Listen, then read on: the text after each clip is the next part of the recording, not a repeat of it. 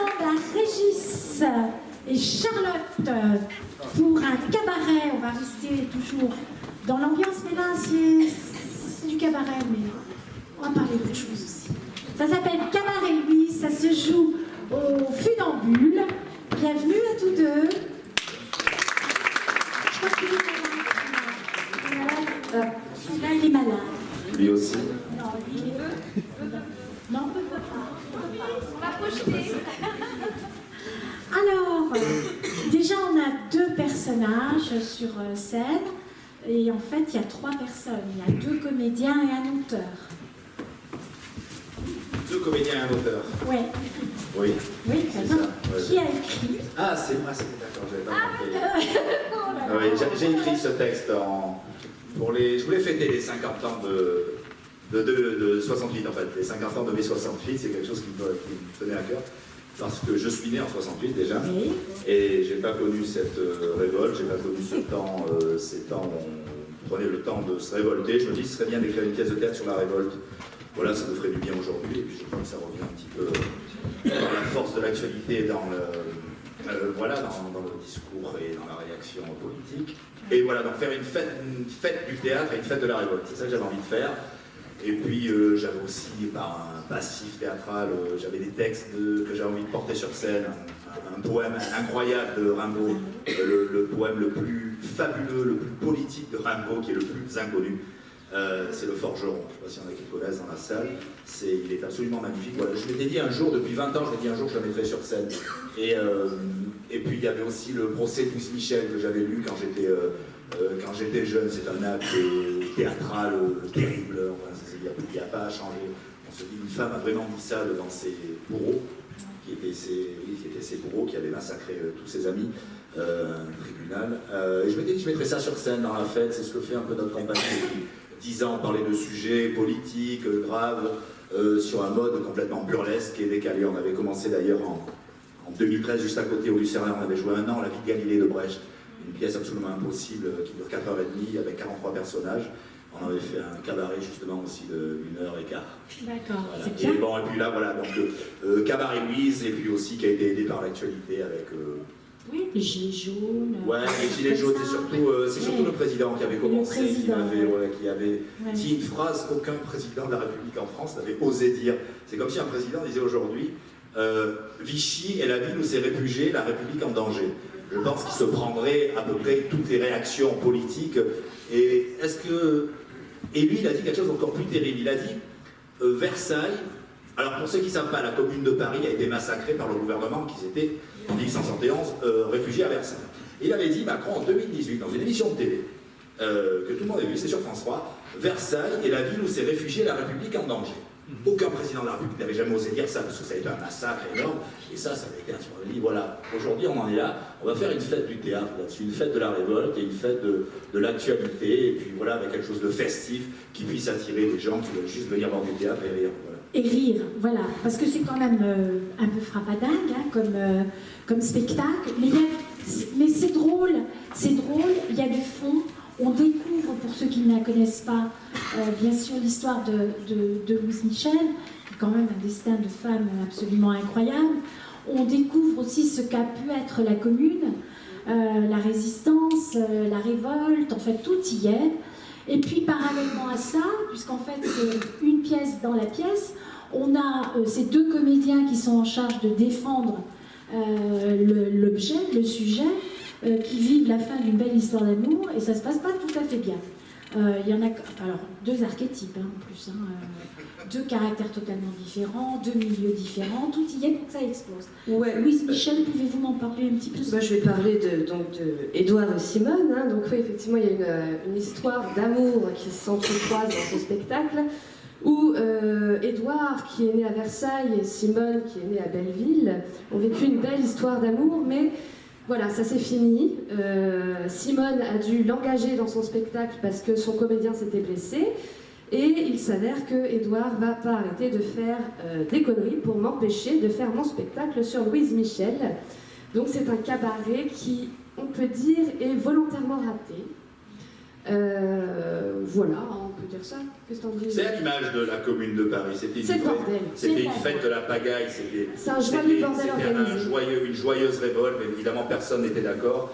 Ils n'arrivaient pas à s'entendre. C'est la première fois que le peuple aurait pu prendre le pouvoir. On attend encore Versailles, puisque Versailles n'avait pas été encore armé par les Prussiens, puisque vous voyez que voilà, la France est alliée à la Prusse pour massacrer les Parisiens quand même. C'est une histoire absolument terrible. C'est une des pages les plus noires de l'histoire de France en fait. Il faut savoir que ce massacre a été pire que Tiananmen, pire que la Saint-Barthélemy, pire que plein de choses horribles qu'on a vues dans l'histoire. Et donc voilà, ils auraient pu prendre le pouvoir. Dès le début de la Commune de Paris, il suffisait d'aller sur Versailles et prendre le pouvoir sans quasiment rien. Mais ils n'ont pas voulu le faire parce qu'ils c'était des gens bien, des ouvriers, on respecte la légalité, on n'attaque jamais. Bon, et à force de ne pas attaquer, de faire que se défendre, bon, il est arrivé ce qu'il est arrivé. Et donc cette bagaille entre Simone et Édouard est aussi un écho. C'était une bagaille, on n'arrivait pas à s'entendre. C'était la bagaille, mais une joyeuse fête en même temps, un joyeux espoir. Et c'était une histoire pleine d'espoir. Voilà. Oui, c'est surtout un comédien qui est très réfractaire à tous les textes un peu révolutionnaires qu'on lui donne à dire. C'est un petit con de Versailles. C'est un petit con de Versailles qui en plus se prend pour Johnny Hallyday. Oui, les fans de Johnny. Les fans de Johnny, on a tout, quoi. C'est vraiment... C'est un joyeux bordel. C'est vraiment un vrai joyeux. Alors, ce qu'il faut quand même dire avant tout, c'est un spectacle drôle, mais c'est surtout un spectacle politique, engagé. Ça, vous le revendiquez fermement? Non. Que ça, quand même. Non. Je le revendique parce qu'on est ensemble, qu'on discute, on est en petit comité. Au théâtre, c'est toujours risqué de faire ce genre de pari. Vous voyez, souvent les spectacles magnifiques d'ailleurs qui ont des Molières dans le théâtre privé n'ont pas de fond social et politique. C'est pas ça qu'on le fait d'ailleurs. C'est toujours très risqué. On a aussi un autre spectacle qu'on va jouer en janvier qui s'appelle Dieu est mort. Et moi non plus, je me sens pas très bien. Voilà, inutile de vous dire que c'est un spectacle qui est énormément censuré, qui attire énormément de gens, qui est complet à Avignon à chaque fois qu'on le fait. Alors pour ce qui est celui-là aussi a été énormément complet à Avignon, mais justement parce que les gens ne venaient pas pour Louise Michel et la Commune. C'est ça qui était fort, c'est que il y avait un bouche à oreille, c'est drôle, il faut aller voir Cabaret Louise, mais à la sortie, quand on arrivait à faire la sortie, et les amis qui faisaient la sortie pour diverses raisons, discutaient avec les spectateurs qui ne connaissaient pas du tout Louise Michel et la Commune. Donc vous êtes un public instruit qui connaissait ça, mais sinon, si c'était notre public, on en aurait pas autant que ce que peut amener le spectacle. Donc c'est une forme de démarche, oui, peut-être politique, mais c'est avant tout, je voulais faire un spectacle de théâtre qui soit frappadingue, comme vous avez dit, qui soit drôle, mais avec... c'est Brecht qui disait que le burlesque n'enlève rien au tragique. Et ça, c'est c'est dans le théâtre, l'idée du théâtre brechtien, quelque chose on peut décaler. Il disait que le théâtre est un divertissement, et encore faut-il savoir de quel divertissement on parle, c'est-à-dire des problématiques du monde dans lequel on vit, et pas parler de choses qui n'existent plus, mais toujours que ce soit la fête, et que ce soit... que ce soit une fête, le théâtre. C'est avant tout ça. Après, il y a de la politique, il y a du fond social, oui. Mais c'est... Il y a de la danse, il y a du chant. Voilà. Vous êtes vraiment plein de talent, quoi. Ah, c'est gentil. C'est drôle, on passe à un moment vraiment intéressant. Et c'est vrai que, Louise Michel, je connaissais, mais voilà, c'est bon d'avoir une piqûre de rappel. De toute façon, de temps en temps. Et je trouve que la phrase, à la fin, quand on parle de Jules Ferry, de Thiers et de la volonté que, effectivement, Louise Michel n'a pas de rue, n'a pas d'école, n'a pas de... Ça paraît... Si, il y a des écoles. Il y a des écoles. Il y a des écoles, des collèges, des stations de métro. Ils lui ont fait toute petite place en bas du Sacré-Cœur. Mais par contre, tout le monde trouve normal que Jules Ferry soit à l'honneur partout qu'on en parle. Et puis dans le spectacle, il est rappelé quelque chose de fondamental. Je vous laisse l'annoncer. L'école libre et gratuite. Ah, mais ça, on va peut-être en parler là. Ouais. On va faire un extrait. De Jules Ferry, oui, évidemment, quand je me suis intéressé à cette histoire, que je l'ai creusée, c'est encore pire que ce que je pensais. Jules Ferry, oui, ça on va pas faire, si on fait un extrait, on va pas faire celui-là, mais Jules Ferry, qui est la grande figure de la Troisième République, qui a inventé l'école libre et gratuite, qui a été une des pires saloperies pendant le siège de Paris. Les Prussiens organisaient le siège de Paris, le peuple de Paris était affamé, et un faux gouvernement qui s'appelait le gouvernement de la défense nationale, de la soi-disant défense nationale. Jules Ferry s'enrichit pendant la famine de Paris. Et ça, bon, évidemment, c'est pas dit dans les livres d'histoire, comme à peu près rien n'est dit, la commune de Paris n'est pas enseignée, mais on apprend des choses absolument terribles. C'est pire que ce qu'on voit. Il s'est vraiment enrichi pendant le siège de Paris, il a fait fortune sur la famille des Parisiens. Mais évidemment, l'école libre et gratuite, c'est pas lui qui l'a inventé, quoi. Louise Michel faisait ça depuis très très longtemps. C'est Louise Michel, donc tout ce qui est baptisé Ferry, Louise Michel. Et voilà, maintenant, on peut y arriver. Alors on a le droit à un petit extrait. Un tout petit. Alors normalement, c'est un spectacle qui se fait en vidéo, avec des sons, avec des costumes. On va le faire juste avec les comédiens. Voilà. Je suis habillée en garçon. Je dis le début parce que ça part dans tous les sens, ce cabaret. Là, vous allez avoir Louise Michel qui, le gouvernement, je la fais vite, le 18 mars, le gouvernement parisien, le gouvernement français, dont le représentant est Adolphe Thiers, fuit Paris. Ils ont peur du soulèvement des Parisiens. Ils fuient Paris, ils vont se réfugier à Versailles. Et là, Louise Michel décide d'aller à Versailles pour tuer Adolphe Thiers.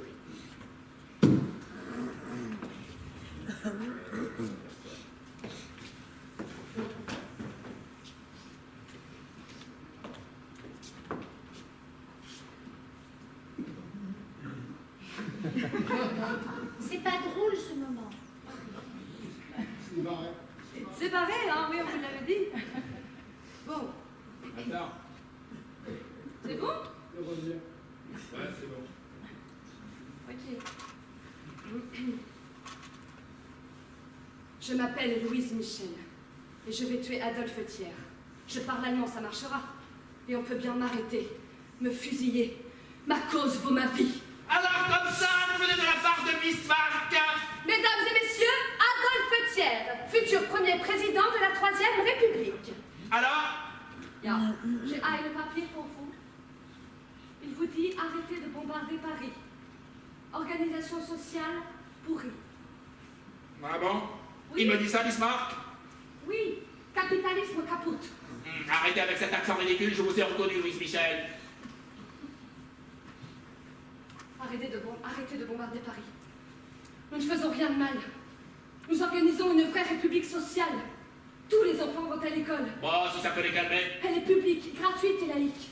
Peut-être un jour on nous volera cette idée. Ben voyons. Tous les gens du peuple sont soignés, quels que soient les revenus. Bon, si ça peut les calmer. Peut-être un jour on nous volera cette idée. Ben voyons. Même des ouvriers sont élus. Bon, si ça peut les calmer. Peut-être un jour on nous volera cette idée. Ben, non, pas des ouvriers. Là, vous allez trop loin. La politique, c'est un métier. Et moi, ça fait 23 ans que j'attendais d'être président de la République. Et avec son coup d'État, le Napoléon III, il a retardé ma carrière. Alors moi, je serai président de la République. C'est mon projet! Mais pourquoi faire? Pour être le président des riches, des nobles, des bourgeois qui vous ont nommé chef de l'exécutif à Versailles? Pour que les riches soient encore plus riches? Mais enfin, il faut bien que les riches soient plus riches pour que les pauvres puissent en profiter. Mais c'est faux! Je sais que c'est faux. Mais vous verrez que dans 150 ans, on vous répétera la même chose. Parce que vous commencez à nous les briser sévères avec vos révolutions. Vous faites quoi de l'ordre, de la dette de l'État et de tous ces entrepreneurs qui se saignent pour créer de l'emploi et pas des postes de fonctionnaires, hein? Non, parce que moi, je vais vous dire un truc. Ma sœur, elle est obligée de partir à Londres pour créer son entreprise. Parce qu'en France, il y a trop de charges sociales. Et mon oncle, vous savez quoi, mon oncle? Il a une entreprise à Versailles. Et grâce à la réforme du Code du travail, il a pu virer 30% des élèves pour rémunérer les actionnaires. Et c'est pas la putain de manif du 5 décembre, pourquoi? Inspire. Expire. Pense à ta maman. Tu joues qui?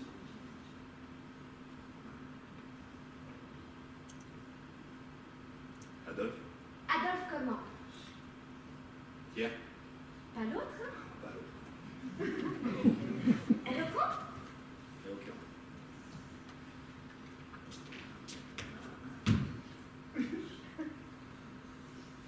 Aïe.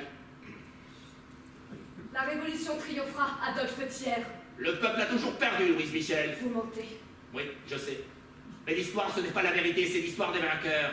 Mais vainqueur de quoi? Vous avez tout fait pour qu'on perde la guerre. Oui, je sais. Et je préfère perdre avec les Prussiens que gagner avec votre commune. Donc vous préférez livrer la France à la Prusse. Je vais vous tuer. Voilà la fin de la scène, merci.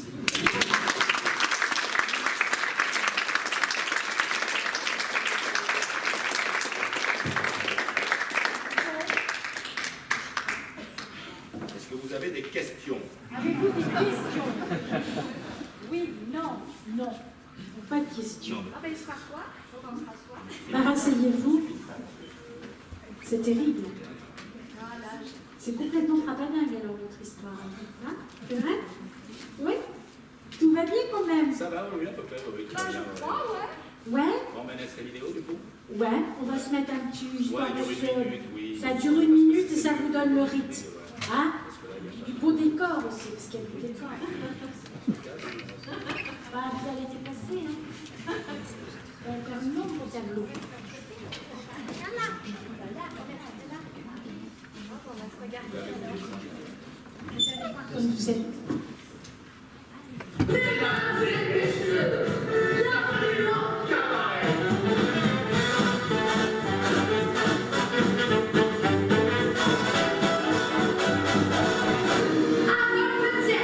Futur premier président de la 3e République. Tous les enfants vont à l'école. Oh, si ça peut les calmer. Elle est publique, gratuite et laïque. Peut-être un jour on volera cette idée. Ben voyons. Théophile, défends-toi. Je confie à l'avenir le soin de ma mémoire et de ma vengeance. Tuez-moi! Accusez que mes mots dire pour votre défense. Je ne veux pas me défendre. J'appartiens tout entière à la révolution sociale. Et je déclare accepter la responsabilité de mes actes. C'est elle qu'on emprisonne, qu'on trahit, qu'on abandonne, qui nous donne envie de vivre, qui donne envie de s'y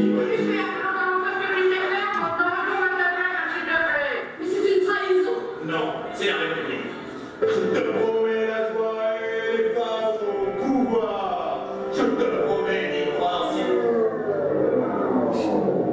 Je m'appelle Louise Michel.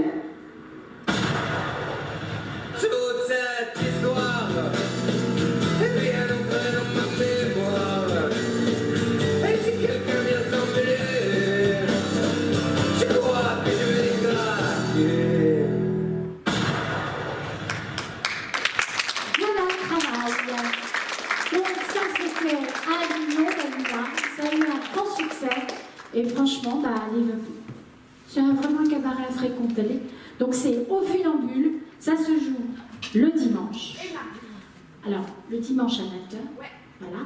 Et le mardi à 21h. C'est un quartier sympa aussi.